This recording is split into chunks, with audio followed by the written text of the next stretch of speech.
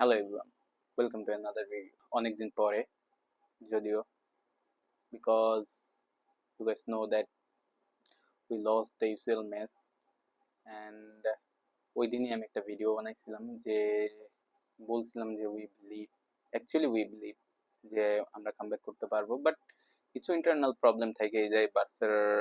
যদি বলেন internal problem গুলা কি, আমি বলবো যে আমাদের ইন্টারনাল যে প্রবলেম গুলা সেগুলো হচ্ছে সেগুলো আমি আর থাক ইন্টারনালের ব্যাপারটা আমি পরেই যাই। সো রিসেন্টলি অনেক বাজ উঠতেছে যে সাইনিং নিয়ে বার্সার অলওয়েজ সেম প্রবলেম, টাকার সমস্যা, সাইনিং এ প্রবলেম, কোন প্লেয়ারটাকে এখন নেওয়া উচিত, কোন প্লেয়ারটাকে সেল করা উচিত, কিভাবে আগাবে। এটা একটা বড় ইস্যু। এটা কবে ফিক্সড হবে আর কবে আমরা আমাদের উইলিংলি প্লেয়ার কিনতে পারবো। উইলিংলি বলতে হচ্ছে আপনার যে কিভাবে আমরা মন খুলে প্লেয়ার কিনতে পারবো, যেটা আমাদের প্রয়োজন পড়বে সেটা যাতে আমরা কিনতে পারি। আমাদের লাইনগুলা হাই লাইন, তারপর হচ্ছে মিডফিল্ডে সেন্টার ফরওয়ার্ডে যাতে ব্যাকআপ অপশন রাখতে পারি, সেই জিনিসগুলোর কথা। So as a Barca fan, being Barca fan is not very easy because আমরা হচ্ছে ক্লাবের প্রতি অনেক লয়াল হয়ে থাকি। সো আমরা এই বড় বড় সমস্যাগুলোকেও আমরা খুব ছোট ছোট করে দেখি। এটা হচ্ছে বার্সা ফ্যানদের বৈশিষ্ট্য। এটা বলবো যে বৈশিষ্ট্যই। আপনি কখনো দেখছেন যে, আচ্ছা আমরা যখন একটা মানুষকে প্রচন্ড ভালোবাসি, ঠিক আছে, সে যাই করুক, আম, আপনার সাথে চিট করতেছে, আপনারে গালি দিতেছে, সামনে ভালো পিছে খারাপ, আপনারে নিয়ে মজা করতেছে, দিন শেষে আপনি কিন্তু ঘুরে ফিরে তার পিছেই যাইতেছেন। এটারে মানে ওয়ান সাইড লাভ বলা হয়, ঠিক আছে, ওয়ান সাইডেড লাভ। সো বার্সা ফ্যানরাও ওইরকম, যে এটা হচ্ছে একতরফা ভালোবাসায়, এর কোনো নেক্সট নাই। যখন আপনার দল টিম খারাপ করে ইচ্ছা মতো গাইলাম, হ্যাঁ ঠিক আছে ভাই গাইলেইতেছি, আমাদের এখানে ভুল ছিল এই সেই, দিন শেষে ভাই সেম পজিশনে আপনি আমি যারা বার্সার খেলা দেখেন সবাই দিন শেষে সেম পজিশনে, সেম ভাবে সাপোর্ট করতেছি, সেম ভাবে বিলিভ করতেছি যে না, এইবার না, নেক্সট সিজন করতে করতে হ্যাঁ 11 বছরের প্রায় চলেই আসছে। সো আমাদের বার্সা ফ্যানদের মেইন প্রবলেমটা কি জানেন? মেইন প্রবলেমটা আমরা হচ্ছে এখন রিসেন্টলি যে প্রবলেমটা ফেস করতেছি, ইউসিএল। এই টাইটেলটা পাওয়ার জন্য আমরা আপ্রাণ চেষ্টা করতেছি। আমরা প্রত্যেকবার হোপ করি যে এইবার লিস্ট আমাদের ইয়ার, এটা আমাদের ইয়ার, বাট কোনো সুবিধা হইতেছে না। কারণ প্রবলেম চলতেছে, ক্রাইসিস চলতেছে, প্লেয়ারদের অভাব, ব্যাকআপ প্লেয়ার নাই।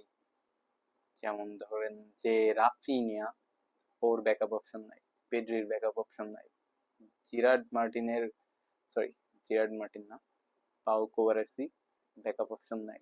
জন গার্সিয়ার জন্য সেজনি আছে, বাট সেজনির এটা লাস্ট ইয়ার। নেক্সট আমাদের ব্যাকআপ অপশন হিসেবে গোল কি, যদি জন গার্সিয়া বাই চান্স ও বড় সড়ো একটা ইনজুরিতে যায়, নেক্সট কে দেখবে? I don't know. অ্যাকচুয়ালি বার্সার হাইলাইন দুইটা, একটা সামনে আর একটা হচ্ছে গোলকিপার। গোলকিপার পুরাটাই হচ্ছে একটা হাইলাইন। ও যেভাবে আমাদের ম্যাচের পর ম্যাচ সেভ দিয়ে গেছে, অ্যাকচুয়ালি এরকম এটা বলা যায় এক প্রকার ব্লেসিং বার্সার জন্য, এক প্রকার blessing. And thanks to my manager Hansi Flick. এই লোকটাকে নিয়ে যাই বলা যায় সবই কম। সে অ্যাকচুয়ালি এই লোকটাই আমাদের বিশ্বাস আরো দৃঢ় করছে। বিশ্বাস দৃঢ় করার কারণ একটা অগোছালো টিম রে, একটা বাচ্চাদের টিমকে এই পর্যায়ে নিয়ে যাওয়া। I hope you guys see the last season, you know what he did.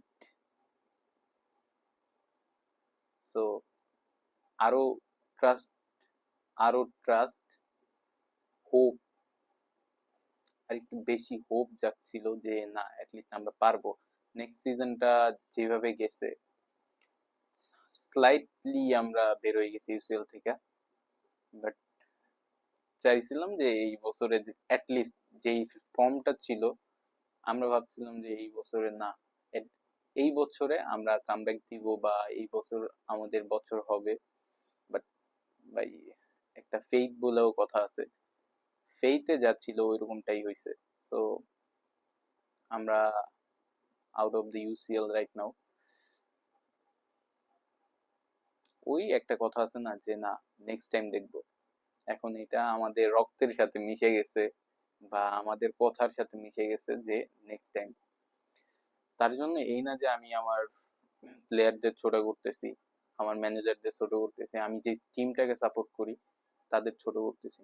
ভাই আমরা পুরা হোপের উপরই আছি, হ্যাঁ আমরা বিশ্বাস করি এই টিমটারে, এর কারণে খেলা দেখতেছি। বাট মাঝে মাঝে হয় না যে, অ্যাকচুয়ালি মাঝে মাঝে নিজের কাছে মনে হয় যে আর কতদিন এইভাবে চলবে, কবে আমরা কামব্যাক দিব। এই কিছু কিছু জিনিস আসলে অ্যাজ এ বার্সা ফ্যান হিসেবে নিজের ভিতরেও খারাপ লাগে। সো রাইট নাও আমরা এখন যেটা ফোকাস করতেছি এটা হচ্ছে লা লিগা টাইটেল। সো লা লিগা টাইটেলটা হচ্ছে আমাদের, বলতে গেলে এটা আমরা ওন করে ফেলাইছি বা আমরা এটা জিতে গেছি। বাট ফেইথ বলে কথা আছে। সো আমরা চাই যে নেক্সট যে দুইটা ম্যাচ আছে মাদ্রিদের সাথে আর মাদ্রিদের আগের যে 3 ম্যাচ যে ম্যাচটা, অ্যাটলিস্ট এইটা দুইটাতে যেমনে হোক জিততে হবে। জিতে আমাদের পজিশনটা সিকিউর করতে হবে। আমাদের পজিশনটা already secure, but extra secure করতে আমাদের কোনো প্রবলেম নাই। আই হোপ যে ট্রান্সফার ইস্যুগুলো আছে রিসেন্টলি, এগুলা খুব তাড়াতাড়ি সলভ হয়ে যাক। অ্যান্ড আমরা কিছু ব্যাকআপ প্লেয়ার যেমন হাই লাইনের জন্য মিডফিল্ডার যেমন পেড্রি, পোলার, ওরে সাপোর্ট দেওয়ার মতো বা ওর ব্যাকআপ হিসেবে আমি কাউরে দেখতেছি না এই মুহূর্তে। সো আমরা চাই পেড্রির ব্যাকআপ অপশন থাকুক। পেড্রির অ্যাকচুয়ালি ব্যাকআপের কোনো অপশনই নাই, পেড্রির ব্যাকআপ হবে না। Pedri Pedri. সো চাই ওর পজিশনটা যাতে ও যতটুকু হোল্ড করতে পারে তার 70% হোল্ড করুক। অ্যান্ড হাইলাইনের অবস্থা তো জানেনই, লিডারশিপের অভাব হাইলাইনে। অ্যাকচুয়ালি হাইলাইনটাই আমাদের মেইন ফোকাস, প্লাস হচ্ছে সেন্টার ফরওয়ার্ডেও কিছু ব্যাকআপ লাগবে, বিশেষ করে রাফিনার যে পজিশনটা, ও যেই সাইডটা খেলে ওই সাইডের জন্য অ্যাটলিস্ট ব্যাকআপ অপশন রাখাই লাগবে। কারণ র্যাশফোর্ড ওই লেভেলে খেলতে পারতেছে না যে লেভেলটা রাফিনিয়া ধরে রাখে বা ও ধরে রাখার চেষ্টা করে। সো আই হোপ এই ট্রান্সফার ইস্যুগুলা, যে বাসগুলা আলভারেজ, বাস্তনি, তারপরে আদার যে প্লেয়ার গুলো আছে যাদের নিয়ে বাজ আছে, অ্যাকচুয়ালি কেউই জানে না যে কোন প্লেয়ারটা আসবে বা আমাদের সাইনিংটা কেমন হবে। হোপফুলি আমি চিন্তা করতেছি যাতে আমরা কিছু বেস্ট ডিল পাই, যেমন রুনির কথা বলতে পারেন। ওকে সময় দেওয়া হইতেছে না, বাট এই যে যে লামিন ইয়ামালের যে একটা ইনজুরিতে পড়ছে, এই যে যে গ্যাপটা পাইছে, ও যদি এইখানে ওর বেস্টটা দিতে পারে বা ও যদি ওর পুরাটা এই এখন শো করতে পারে, সো ওর জন্য ওর পজিশনটা সিকিউরড হয়ে যাবে। আমরা লামিন ইয়ামালের ব্যাকআপ, অ্যাকচুয়ালি লামিন ইয়ামালের কোনো ব্যাকআপ নাই, বাট ওর পজিশনটা হোল্ড করতে পারে যাতে, সেরকম একটা প্লেয়ার পাবো। যেমন পেড্রির জন্য আমি কিছুক্ষণ আগে যেভাবে বললাম ওইরকমই কিছু কিছু প্লেয়ারের কোনো ব্যাকআপ নেই। আমরা এখন চাই যে ওরা প্রত্যেকটা ম্যাচ খেলুক, 90 মিনিটই খেলুক, কিন্তু দিন শেষে ওরাও মানুষ, ওদেরও রেস্টের দরকার আছে, ইনজুরির ভয় আছে, যেমন অলরেডি লামিন ইয়ামাল ইনজুরিতে আছে। সো দেখা যাক কি হয়। Always visca Barca, visca Catalonia.